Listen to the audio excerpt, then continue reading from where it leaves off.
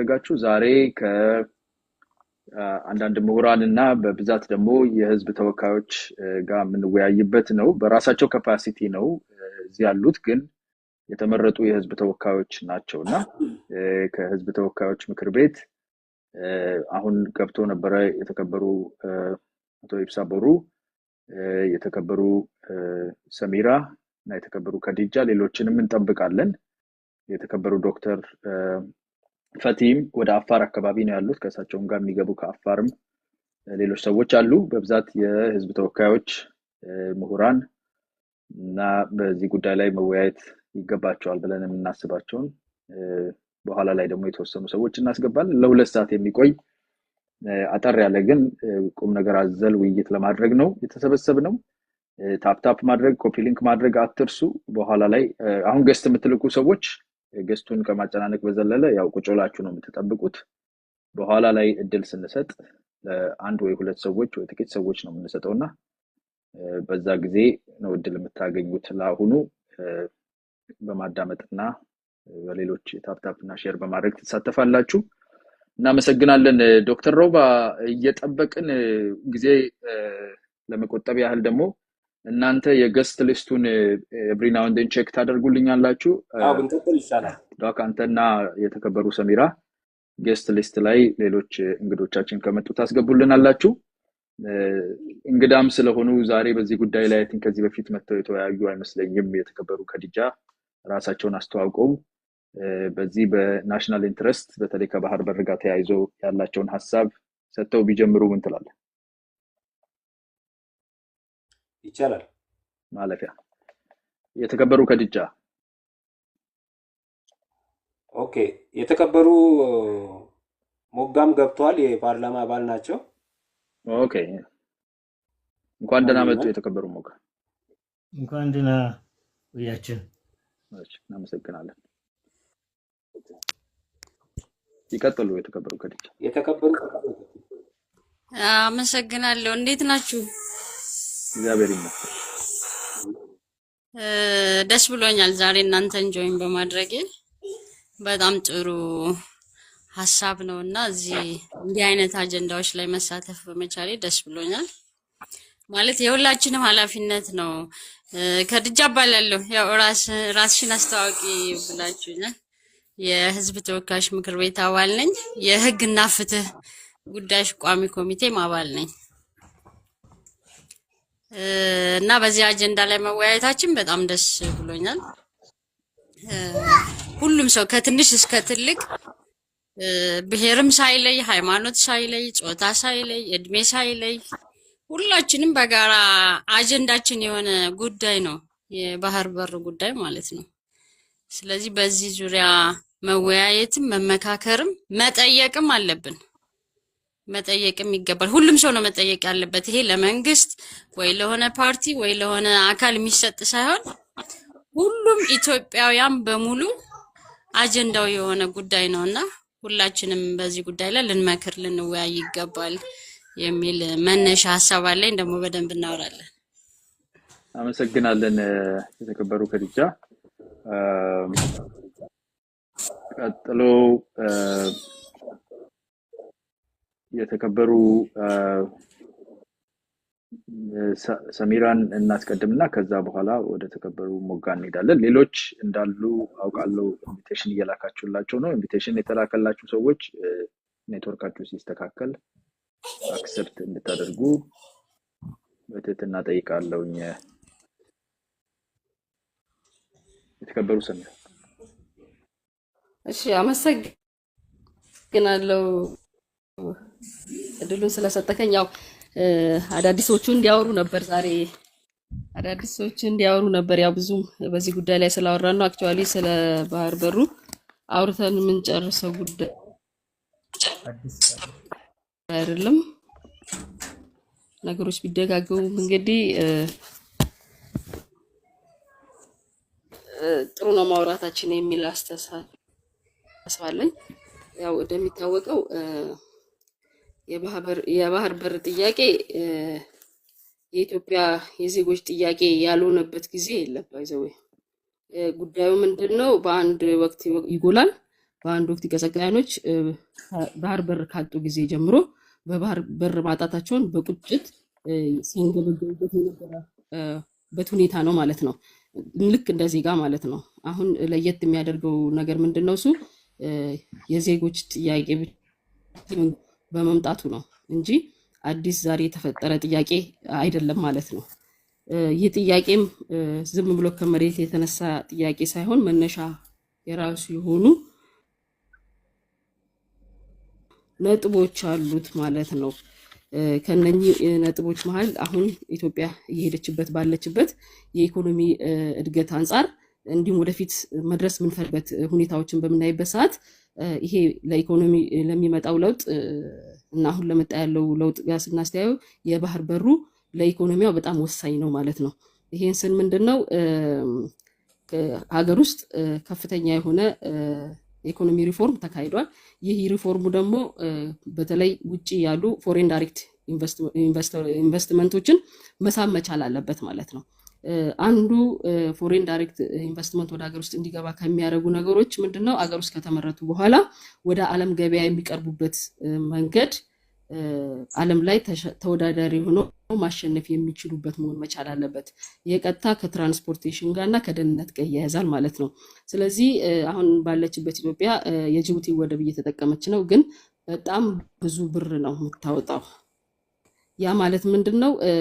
ኮስቱን ከፍ ያደርገዋል ማለት ነው። ስለዚህ እነዚህ ፎሬን ዳይሬክት ኢንቨስትመንትን ለመሳብ ቁልፍ ሚና የሚጫወት ነው ማለት ነው። ስለዚህ የባህር በሩ ለኢትዮጵያ ኢኮኖሚ ከፍተኛ አስተዋጽኦ አለው ማለት ነው። ሌላኛው ምንድነው? ከፍተኛ የሆነ በተለይ ዩዝ አንኤምፕሎይመንት የሀገሪቱ አንዱ የኢኮኖሚ ስብራትና በየጊዜው በሀገር ውስጥ የሚፈጠሩ የስራ ዕድሎች ቢኖሩም ካለው ሰፊ ወጣት ቁጥር አንጻር ይሄ ችግር ሆኖ አሁንም የቀጠለበት ሁኔታ አለ ማለት ነው።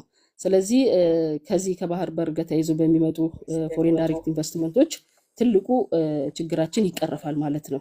እነኚህ የሚመጡት ለማምረት ነው የሚመጡት። ሲያመርቱ ደግሞ እዚህ ያለውን የሰው ኃይል ነው የሚጠቀሙት። የተማረውን የሰው ኃይል ሊጠቀሙ ይችላሉ። እንዲሁም ያልተማረውን በየደረጃው ያሉትን አሁን ስራ አጥ ብለን የምንይዘውን ቁጥር አብዞርብ ሊያደርግ የሚችል ሴክተር ነው ማለት ነው። ስለዚህ አንዱ ከለውጡ በኋላ የተሰሩት በተለይ ከኢንዱስትሪ ጋር ተያይዞ ፖሊሲን እስከ ማስተካከል ድረስ የተደረሰበት ሁኔታ አለ።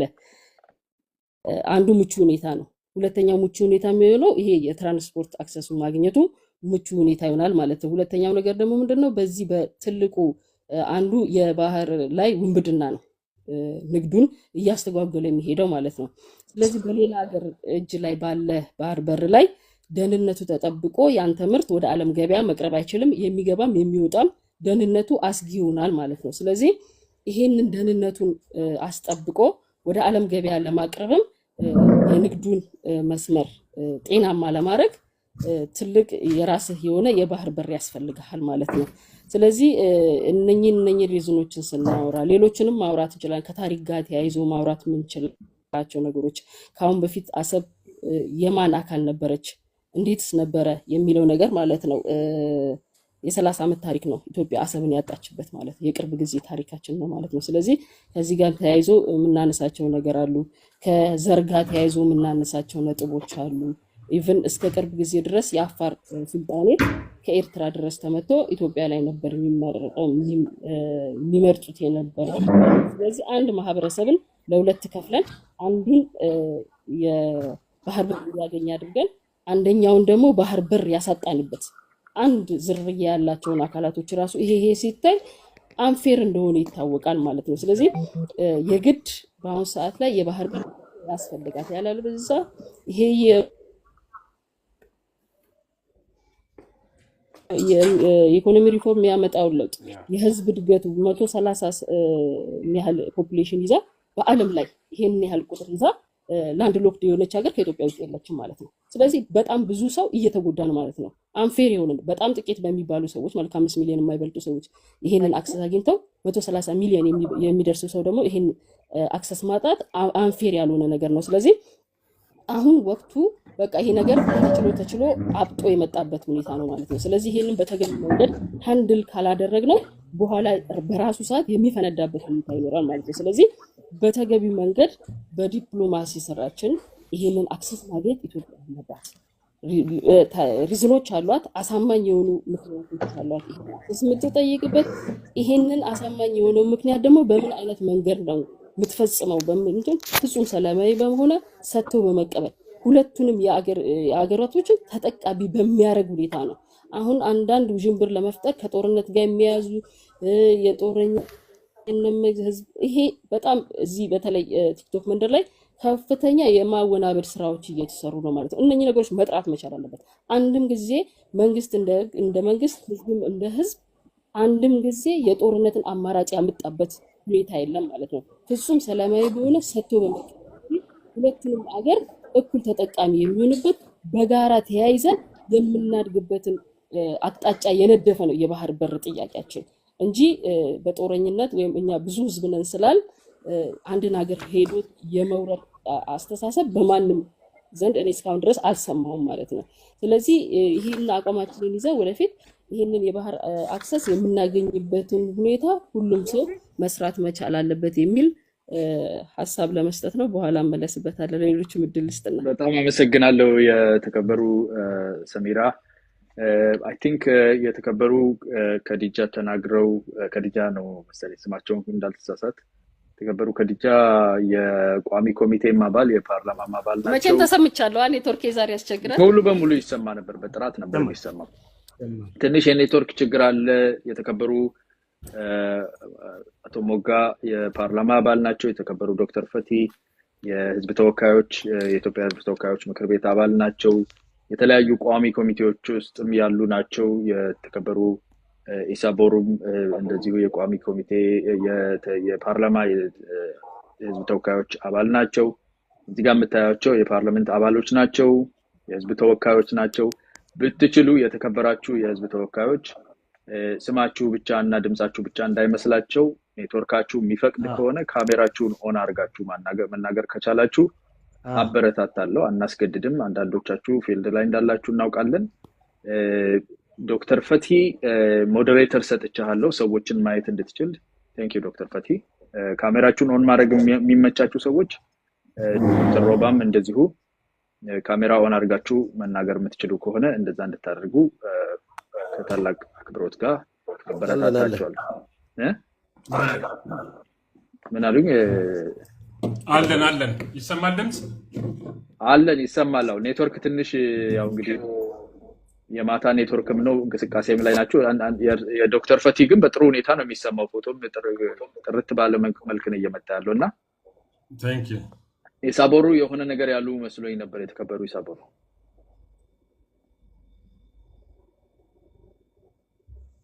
ኔትወርክ ተቋረጠ መሰለኝ። ኦኬ ዶክተር ፈቲ አንተን ወደ መሃል ላድርግህና ኤክስፓንድ ላድርግህና እስቲ አንተ ተወሰነ አስተያየት ስጠንና ያለውም አይ ቲንክ ወደ ወጣ ብለህ ነው ያለው ከከተማና እዚህ የምታውቋቸው ሰዎች ብዙዎቻችሁ አሁን የምናየው እዚህ ወደ 450 የሚሆን ሰው 445 ሰው አለ። ብዙ ጊዜ ዶክተር ፈቲ ጋር ነው የምናዘጋጀው ይሄን ፕሮግራም። ዶክተር ፈቲ ፊልድ ላይ ስለሆነ ነው ዛሬ እዚህ የተሰበሰብነው። ብዙዎቹ ላይ አውቁም ስለሚችሉ የኔ ፎሎወር የሚለው ቃል እንኳን ትንሽ ይከብደኛል። እኔን የሚያውቁ ሰዎች ብቻ ያሉበት ሁኔታ ካለ ለዛ ነው የምናስተዋውቀው። የተከበሩ የምናበዛባችሁ ደግሞ እነኚህ እውነትም በህዝብ ተመርጠው የቀረቡ ናቸው። እንደናንተ እኔን በታፕታፕ እንደመረጣችሁኝ አይደለም። በህዝብ ተመርጠው ተወካዮች ምክር ቤት ውስጥ ህዝብ እና ሀገር የሚያገለግሉ ናቸው። ዛሬ ስለመጣችሁ ደስ ብሎኛል። ዶክተር ፈቲ 5-10 ደቂቃ ባነሰ ጊዜ ውስጥ ሀሳብህን ግለጽልን። እሺ አያና በጣም ነው የማመሰግነው ይህንን መድረክም ስላዘጋጀህ። ከዚህ ባለፈ ደግሞ ለሀገራችን የምታደርገው ብሔራዊ ጥቅሟን እንድታስከብር ኢትዮጵያ መብቶቿ እንዲከበሩ በአስተሳሰብ በመመካከር ሀሳብህን በተለያዩ ሚዲያዎች ታቀርባለህ። በጣም ክብር አለኝ። በጣም ነው የማመሰግንህ። በዚሁ ቀጥል፣ ግፋበት፣ ከአንተ ብዙ እንጠብቃለን ነው የምለው። ዛሬ እዚህ ምሁራን እንዲሁም የፌዴሪ ህዝብ ተወካዮች ምክር ቤት አባላት አሉ፣ የተለያዩ አመራር ላይ ያሉም አሉ። ዛሬ ተመልካቾቻችን ወይ አድማጮቻችን እነሱንም የከበረ ሰላምታዬን ለእነሱም ማቅረብ እፈልጋለሁ። እዚህ መተው ጊዜያቸውን ሰውተው ለዚህ በሀገራዊ ጉዳይ ላይ ለመነጋገር፣ ለመመካከር፣ ሀሳብ ለመቀያየር የህልውና ጉዳይ ስለሆነ ሁላችንንም ኢትዮጵያውያን እያንዳንዱን ኢትዮጵያዊ ህይወት ላይ ተጽዕኖ የሚያሳድር ጉዳይ ነው የኢትዮጵያ ባህር በር ጥያቄ። እንደምናውቀው ቁጭት ያለበት ነው። ስለ ኢትዮጵያ ባህር በር አለመኖር በጣም በርካታ ውይይቶች ሲደረጉ ነበር። ያንን አንደኛ ግንዛቤ ማስጨበጡ መቀጠል አለበት። አንዳንድ ሰዎች አሁንም አሉ ባህር በር ሲባል በቃ ኮንሰፕቱ ብዙም ጠቀሜታው ያልገባቸው አሉ እና ያንን ግንዛቤ ከመፍጠር አንጻር ነው አንዱ ዓላማ ይሄ መድረክ የተዘጋጀው። ይህንን ግንዛቤ ማስጨበጥ መወያየት፣ ለምን ታፍኖ የቆየ ጉዳይ ነው። ለብዙ ዓመታት ከ30 ዓመት ኦልሞስት በላይ በዚህ ርዕስ ላይ ማንም እንዲወያይ ባለፉት ስርዓታት የነበረበት ሁኔታ ተሰብሮ አሁን ላለፉት 2 ዓመት በተለይ ክቡር ጠቅላይ ሚኒስትር ፌድሪ ዶክተር አብይ አህመድ ይህንን ወደ አጀንዳ ካመጡበት በኋላ በሚዲያ ምሁራን፣ የመንግስት አመራሮች ከክቡር ጠቅላይ ሚኒስትሩ ጀምሮ ማለት ነው፣ ዲያስፖራው፣ አያና አንተም አለህበት፣ ሌሎችም አሉ፣ ማህበረሰቡ በጠቅላላ እየተወያየ ነው። እኛም አሁን እያልን ያነለው እንወያያለን፣ እንመካከራለን፣ ሀሳብ እንለዋወጣለን፣ ግንዛቤ እናስጨብጣለን። ኃላፊነትም አለብን። አንዱ ያለውን እውቀት ለሌላው ያካፍላል። በዚህ ጉዳይ ባህር በር እስክናገኝ ድረስ ኢትዮጵያ ሲምለስ አክሰስ ምንም እንቅፋት የሌለበት በራሷ አቅም የምታስተዳድረው የራሷን ኢኮኖሚና አቅሟን ከእድገቷ ጋር ሊመጣጠን የሚችል ኢትዮጵያ የባህር በር አስተማማኝ የሆነ እስክታገኝ ድረስ አማራጮች ከአንድም በላይ 2ም 3ም ሊሆን ይችላል። የኢትዮጵያ ኢኮኖሚ በጣም እየገዘፈ ነው፣ በጣም እያደገ ነው። ዓለም አቀፍ ተቋማት እየመሰከሩበት ያለበት ሁኔታ ነው ያለው። ነገር ግን እስከዛሬ ባህር በር አልባ በመሆናችን ዘርፈ ብዙ በርካታ በኢኮኖሚ፣ በደህንነት፣ በዜጎች ህይወት፣ በኑሮ ውድነት በጣም በብዙ መንገድ የፖለቲካ አለመረጋጋት፣ የኢኮኖሚ አለመረጋጋት የምንላቸው ነገሮችን ሲያስከትል ነበር። አሁን ግን ምንድነው ጥሩ ነገር ያለው የባህር በር አልባ መሆን የሀገራትን የእድገት እጣ ፋንታ ሊወስን አይገባም ነው የተባበሩት መንግስታት ዋና ጸሐፊ የተናገሩት በአዋዛ ፕሮግራም ኦፍ አክሽን በጸደቀበት በቱርክሜኒስታን በተካሄደው 3ኛው የተባበሩት መንግስታት ባህር በር አልባ ታዳጊ ሀገራት ጉባኤ ላይ የተናገሩትን ሚዲያ ላይ ሰምተናል። እነዚህ ታዳጊ በተለይ ባህር በር አልባ ሀገራት 44 ናቸው። ከ44ቱ 32ቱ ታዳጊ ናቸው፣ ገና በማደግ ላይ ያሉ ናቸው። ከነዚህ ውስጥ 16ቱ አፍሪካ ውስጥ ነው ያሉት። እንደሚታወቀው ያው ለተመልካቾቻችን የሚያውቁት መረጃ ቢሆንም ግን መድገሙ አስፈላጊ ስለሆነ ነው።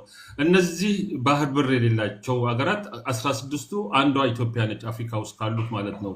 እና እነዚህ ሀገራት እየተጋፈጡት ያለውን ኢፍትሃዊ የንግድ ስርዓት በአፋጣኝ ማሻሻል እንደሚገባ በተባበሩት መንግስታትም አጽንኦት በጣም ትኩረት የተሰጠው ጉዳይ ነበር። ባለፈው ኦገስት ላይ 2025 ከ2 ወር በፊት የተካሄደው ላይ ማለት ነው ከኦገስት 4 እስከ 5 በአዋዛ ከተማ ቱርክሜኒስታን ላይ እነዚህ በሀገራት ጂኦግራፊ በሀገራቱ የመልማት እድሎች ላይ የተጋረጡትን ገደቦች ማንሳት እንደሚያስፈልግ አጽንኦት ሰጥቷል ማለት ነው። በዚህ የተባበሩት መንግስታት ውይይት ላይ አዋዛ ፕሮግራም ኦፍ አክሽን የሚባል ሰነድ ጸድቋል። ይሄ ሰነድ መጽደቁ ለኢትዮጵያ ትልቅ አጋዥ ሰነድ ነው።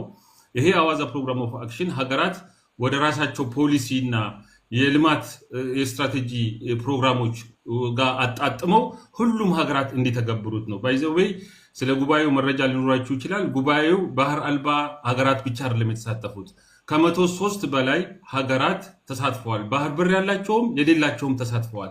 በዩናይትድ ኔሽን ዓለም አቀፍ የተባበሩት መንግስታት ድርጅት አባል የሆኑ ሀገራት ኦልሞስት በሙሉ ተሳትፈዋል ማለት ይቻላል። እነ ፈረንሳይ፣ እነ ቱርክ እና ሌሎችም መሰል ባህር በር ያላቸው ሀገራትም ተሳትፈዋል። የተባበሩት መንግስታት ዋና ጸሐፊም እዛ መድረክ ላይ ተገኝተዋል። የጽህፈት ቤቱ ዋና አመራሮችም ተሳትፈዋል በዛ ጊዜ ማለት ነው። እንዲሁም ወደ 80 በላይ የሚሆኑ ሚኒስትሮች፣ የ16 አገር መሪዎች፣ በአጠቃላይ ወደ 5700 የተለያዩ ሀገራት የመጡ ተሳታፊዎች በነበሩበት ወደ 160 ጋዜጠኞች ከ40 ሀገር የተውጣጡ በነበሩበት በዚህ ትልቅ መድረክ ላይ ኢትዮጵያም ተገኝታ በተከበሩ ዶክተር አለሙ ስሜ የትራንስፖርትና ሎጂስቲክስ ሚኒስቴር የተመራ ልዑክ ቡድን እና ሌሎች ከፍተኛ አመራሮች ባሉበት ከፕላን ሚኒስቴር እንዲሁም ከሌሎች ከፓርላማ እኔ ነበርኩኝ፣ እንዲሁም ከማሪታይም እንዲሁም ከሲቪክ ማህበረሰብም ከሌሎችም የተውጣጣ ቡድን እዛ ተሳትፎ የኢትዮጵያን ፍላጎት የኢትዮጵያን ብሔራዊ ጥቅም በሚያስጠብቅ መልኩ ሐሳባችንን እዛ በዚህ ለዓለም ያሳወቅንበት ሁኔታ ነበር። በሚዲያ ተከታትላችሁታል። እንግዲህ ዋናው ቁልፍ ጉዳይ ምንድነው? ኢትዮጵያ ፓራዳይም ሺፍት የሚባል ለውጥ ያለው ከዚህ በፊት የነበረውን አስተሳሰብ የሚሰብር ሐሳብ አቅርባለች። ይሄ ሐሳብ ምንድነው? አንደኛው ከትራንዚት ባሻገር ቢዮንድ ትራንዚት የምንለው ሸቀጦችን ማራጋፍ የኮንቴነር ማራጋፍና የማውረድ ጉዳይ ብቻ ሳይሆን ሆሊስቲክ የሆነ አክሰስ ቱ ማሪታይም በሚል ሁኔታ ነው ኢትዮጵያ አሁን ያስቀመጠችው ማለት ነው። ይሄም ምንድነው? ባህር ውስጥ ያሉ ሀብቶች ለሁሉም ዓለም ሀገራት እንደሚጠቅምና ይሄ ሀብት ደግሞ ጥቅም ላይ ከዋለ እነዚህ ታዳጊ ሀገራትን የልማት ፍላጎት ሊደግፍ እንደሚችልና የባህር ላይ ያሉ ሀብቶች ውቅያኖስ ውስጥና ባህር ውስጥ ያሉ እንደ አሳና ሌሎች መሰል ጋዝ እንዲሁም ሌሎች ጥናትና ምርምር የሚካሄድባቸው በርካታ ሀብቶች ስላሉ እነዚህ ሀብቶች እኩል መጠቀም መብት አላቸው ነው ዋናው። እና ኢትዮጵያ እስከዛሬ ባለፉት 30 ዓመታት እንደዚህ አይነት መድረኮች ላይ ስትሳተፍ ትኩረት ስታደርግባቸው የነበረ ጉዳይ የትራንዚት ጉዳይ፣ ሸቀጦችን እዛ ጋር ማራገፍ፣ የመጫን፣ የማውረድ፣ የሎጂስቲክስ፣ የመጋዘን ጉዳይ እዛች ጋር ያ አይደለም። አሁን ጥያቄው ያ ቶታሊ ተቀይሯል ማለት ነው። ስለዚህ ይሄ አዋዛ ፕሮግራም ኦፍ አክሽን የአዋዛ ሰነድ በሙሉ ድምፅ ነው በዛ የጸደቀው። ይሄ መጽደቁ ትልቅ ትሩፋትን ለኢትዮጵያ ይዞ ይመጣል። ይሄ ለኢትዮጵያና ለታዳጊ ባህር በር የሌላቸው ሀገራት በተለይ ጎረቤት ሀገራት እንዴት መተባበር እንዳለባቸው፣ በመሰረተ ልማት እንዴት መተሳሰር እንዳለባቸው፣ በሎጂስቲክስ እንዴት መተሳሰር እንዳለባቸው፣ በተለይ አጋርና ትብብር ማዕቀፍ እንዴት እንደሚገኝ ለምሳሌ እንትኖችን ያነሳል። የዓለም አቀፍ የፋይናንስ ተቋማት ያለባቸውን ኃላፊነትም ያስቀምጣል። ብድር ለምሳሌ ለነሱ ማቅረብ እንዳለባቸው፣ ለነዚህ ታዳጊ ባህር በር አልባ ሀገራት ብድር ማቅረብ እንዳለባቸው፣ በጣም በቅናሽ ወለድ ካለን በጣም በቅናሽ የዕዳ ሽግሽግ ማድረግ እንዳለባቸው። ፋይናንስ አሁን እኛ ዛሬ ባህር በር እንላለን፣ ይሳካል፣ በዚህ ትውልድ ይሳካል ብዬ አስባለሁ። አሁን ሁላችንም ከተባበርን። ባህር በሩ ከተሳካ በኋላ ግን በጣም ባህር በሩ ስላለህ ብቻ በባህር በሩ የሚገኘውን ትሩፋት ታገኛለህ ማለት አይደለም። በርካታ ስራዎች ይጠብቁናል። በርካታ አሳይመንቶች አሉባት ኢትዮጵያ። በጣም ብዙ የቤት ስራዎች አሉባት። አንደኛው ከወደብ ልማት ጋር በተያያዘ ከሁለቱ ሀገራት ጋር ባህር በር ካለው ሀገራት ጋር በስምምነት የሁለትዮሽ ስምምነት በማድረግ በመሰረተ ልማት በተለያዩ ዘርፎች ትብብር ስምምነቶችን ማድረግ ይጠበቅባታል። ከዛ ባለፈ የመሰረተ ልማት የሚያስፈልጉ ፋይናንሶቹን ፕራይቬት ፓርትነርሺፕ የሚላቸው አለ። የግል ዘርፉን የሚሳተፍበትን ሰነዱ በደንብ አስቀምጧል። እኔ ማውራቸው ነገሮች ሁሉ አሁን ሰነዱ ላይ ያሉትን ነው ማውራው። የተወሰኑትን ሰነዱ ትልቅ ሰፊ ነው። ቅድም እንዳልኩት ሙሉ ሀገራት ተስማምተው ያጸደቁት ነው። ይህንን ስንተገብር ኢትዮጵያ የሰው ኃይል ማሰልጠን አለባት። በማሪታይም ዘርፍ፣ በንግድ ላይ፣ በኢኖቬሽን ላይ፣ በቴክኖሎጂ ላይ፣ ከወደብ ልማት ጋር ይሄ ሃርሞናይዝድ ከስተምስ የሚባለው የጉምሩክ አሰራር ላይ፣ በንግድ ኢንተርናሽናል ትሬድ ላይ በጣም ብዙ የሰው ኃይል ያስፈልገናል። ዩኒቨርሲቲዎቻችን በዚህ ላይ መስራት ይኖርባቸዋል። በትራንስፖርቱ ላይ፣ በታዳሽ ኃይል ላይ፣ በባቡር ላይ ትራንስፖርትና ሎጂስቲክስ ሚኒስቴር በጣም ከፍተኛ ሊዲንግ ሚና መጫወት አለበት። እንደዛው የአካባቢ ጥበቃ ስራዎች ይሰራሉ። እንደዛው ንግድ ላይ ንግድ ሚኒስቴር ዓለም አቀፍ ንግድ ውስጥ ለመግባት ኢትዮጵያ የምታደርገውን ጥረት ንግድ ውስጥ እዛ ውስጥ ካልገባህ ባህር በሩ ኖሮ ሎጂስቲክሱ ኖሮ ይህ ሁሉ ኢንቨስት ካደረክ በኋላ በዓለም አቀፍ የንግድ ድርጅት ውስጥ ካልገባህ ባህር በሩ ምንም ሊያደርግልህ አይችልም ማለት ነው። እንደዚሁ የተለያዩ ሃርሞናይዝድ ከስተምስ የጉምሩክ አሰራሮችን ከተለያዩ ሀገራት ጋር የምንሰራባቸው በጣም ዘርፈ ብዙ ስራዎች አሳይመንቶች ኢትዮጵያ አሉባት። ያንን በጀት ከመመደብ ጀምሮ ቅድም ብያለሁ፣ በሀገር ውስጥ አቅም ይሰራል። አይ ዶንት ኖ ታይም አለኝ ወይስ አንድ ደቂቃ ውስጥ ጠቅልልን። ጥሩ የተናገርክ ያለው ነገር መሰለኝ እንግዲህ ይቆራረጣል። ዛሬ የተወሰነውን አንስቻለሁ። አያና የተወሰነውን ነው ያነሳሁት። በማጠቃለል እንግዲህ በቀጣይ መድረኮች ይህንን በሰፊ በጣም ብዙ ነገር ስለያዘ ሌላ መድረክ ወስጄ ሌላ ጊዜ በጣም በሰፊው የምናወራበት ጉዳይ ነው። ዛሬ በ5 ደቂቃ በ6 ደቂቃ የሚያልቅ አይደለም። ግን ኢትዮጵያ በዛ መድረክ መሳተፏ ይሄ አዋዛ ፕሮግራም ኦፍ አክሽን እና አዋዛ ፖለቲካል ዲክላሬሽን ነው የጸደቀው። ሁሉም ሀገራት በሙሉ ድምፅ ነው ያጸደቁት።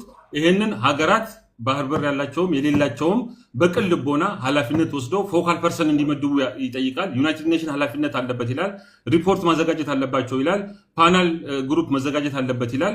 በቀጠናው በሀገራት ደረጃ በቀጠናው ደረጃ በኢንተርናሽናል ሌቭል ሪፖርት እያደረጉ እየተወያዩ መስራትን ይጠይቃል። ይሄ ኢትዮጵያ ሰስቴይነብል ዲቨሎፕመንት ጎል የምንለውን ኤስዲጂን ለማሳካት ይሄ ባህር በር ያስፈልጋታል። ለዛ ቁርጠኝነቷን እያሳየች ነው። ሰስቴይነብል ዲቨሎፕመንት ጎልን አቴን ለማድረግ ባህር በሩ ወሳኝ ነው። ፍትሃዊ ተጠቃሚ እንድትሆን፣ በጋራ ለመልማት ቀጠናዊ ትስስር እንድታመጣ የሚለውን በጣም በሚገባ እዛ ላይ ሪፍሌክት አድርጋለች። ከአጋር ሀገራት ጋር መስራት እንደምትፈልግ፣ ከዶኖሮች ጋር መስራት እንደምትፈልግ፣ ፋይናንስ በቀላሉ ሞቢላይዝ ማድረግ እንደምትችል ያን ሁሉ እዛ ላይ ያሳየችበት ሁኔታ ነው ያለው።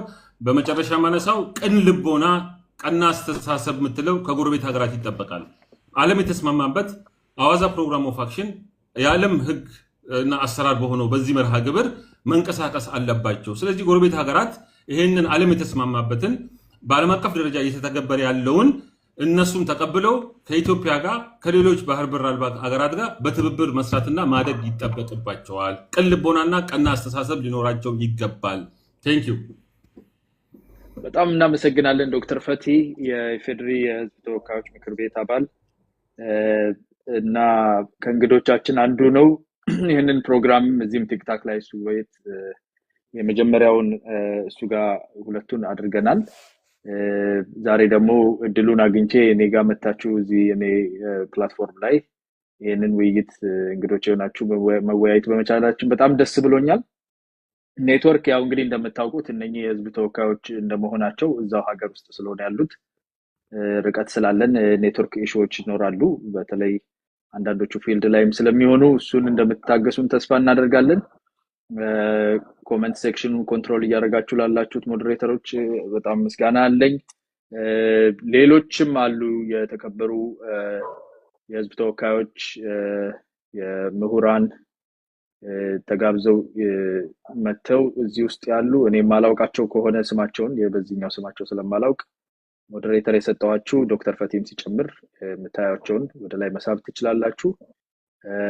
የተከበሩ ከዲጃ ያሲን የህዝብ ተወካዮች ምክር ቤት አባል እና የቋሚ ኮሚቴም አባል ናቸው። አጠር ያለ ንግግር አድርገውልን ነበር መጀመሪያ ላይ። ተመልሰው የሚመጡ ከሆነ ኢንቫይት አደርጋቸዋለሁ። ሌሎችም አሉ እናንተ እንድታስገቡ እሱን ለእናንተ ልተውና ወደ ተከበሩ አቶ ሞጋ ልሂድ። ካሜራ እሺ ካሎት ኔትወርኩ ካላስቸገረ ካሜራውን አጣያነ ምን ልታዘዝ? ካሜራውን የሞከርኩት ነው። አዎ እንትን ካላስቸገረ ነው። ካስቸገረ ግን ምንም ችግር የለም። ይሄው ይሰማል ድምፁ ገባ። ይሄው አዎ ካሜራውን አድርገዋል። ይኸው ወደ ትልቁ ስክሪን ላምጣ። እሺ አመሰግናለሁ። አያናን ከዚህ በፊት ከዚህ በላይ በከበዱ ትግል ውስጥ ሲታገሉ በቅርብ ስለማውቃቸው አሁን ወደኛ በመምጣታቸው እኔ እውነት በጣም ከፍተኛ ደስታ ነው የተሰማኝ። ይቅርታ እጅግ በጣም አድርጌ ነው የማመሰግነው። ማን ነው ድምጽ ይሰማል የሚል ሰው አለ? እኛ አናይም ማን እየተናገረ እንደሆነ። አሁን ጊዜው የተከበሩ አቶ ሞጋ ናቸው እየተናገሩ ያሉትና ሲጨርሱ ድምጽ እንሞክር። እስከዛ ድረስ ሌሎቻችን ሚት እናደርጋለን። ቀጥሉ የተከበሩ። እሺ አንደኛ ምስጋና ለአቶ አያና ነው። ከዚህ በፊትም ከበድ ባሉ ውይይቶች ስለማውቃቸው ሀገራቸውን በጣም የሚወዱ ለሀገር ብሔራዊ ጥቅም የማይደራደሩ ትልቅ ትምህርት በየጊዜው እየተከታተልን ትልቅ ትምህርት ስናገኝበት የነበረ ስለሆነ አሁን ደግሞ ወደ አንድ ፕላትፎርም ወጥተን በዚህ አይነት መልኩ ስናገኙት በጣም ደስ ስላለኝ እጅግ በጣም አድርጌ ማመስገን ፈልጋለሁ። መጀመሪያ እንዲህ አይነት ሰዎች መምጣት አለባቸው። እየሰፋ ሄዶ ደግሞ አጠቃላይ ህዝባችን ከዳር እስከ ዳር ተሳታፊ ሆኖ የሁሉም ኢትዮጵያውያን ጥያቄ እንዲሆን የሚያበረታታ ስለሆነ መጀመሪያ በጣም ደስ ስላለኝ እሱን አመሰግናለሁ ለማለት ፈልጋለሁ። እንደምታወቀው እንግዲህ ከዚህ በመቀጠል ያው ጥያቄያችን እንደተባለው የባህር በር ነው፣ ከወደብ በላይ ነው። ወደብንና የባህር ኃይል የምናሰለጥንበት የምናቆይበት ቦታ የሚያስገኝልንን ሁኔታ ነው እየጠየቅን ያለ ነው። የባህር በር ሲባል አንዳንድ ጊዜ ያው ወደብ ብቻ ይመስል ነበር ለረጅም ጊዜ። ነገር ግን አሁን ዙሪያው በጣም እጅግ አወዛጋቢ ከመሆኑ ጋር የተነሳ የባህር ኃይል የምናሰለጥንበት የምናቆይበት የሀገራችን ሉዓላዊነት በአስተማማኝ ሁኔታ የምናስጠብቅበት የባህር በር እንደሚያስፈልገን ግድ ሆነዋል። ዛሬ ላይ ወደብን ስናይ ወደብ እንደሚታወቀው ወደብ ዛሬ ስንከራይ በአመት ወደ 2 ቢሊዮን ዶላር መክፈል ማለት ለኢትዮጵያ ትልቅ አደጋ ነው። ትልቅ ልማት፣ ትልቅ ስራዎችን መስራት ስንችል፣ ስራ አጥነትን መፍታት ስንችል፣ የኑሮ ውድነትን መቀነስ የሚያስችሉ በርካታ ልማት ስራዎችን መስራት ስንችል በአመት 2 ቢሊዮን ዶላር አሳልፈን መስጠት ለኛ ትልቅ ጉዳት ነው። ሌሎችም ከዚህ ጋር የተያያዙ ኢኮኖሚያዊ ጥቅሞችም አሉ። ስለዚህ በጣም ትልቅ ጉዳት ላይ እንዳለን መታወቅ አለበት። በሁለተኛ ደረጃ ቅድም እንዳነሳሁት የባህር በር ማጣት በአሁኑ ሰዓት የባህር በር አጥቶ ዙሪያው ላይ መቆየት አይቻልም።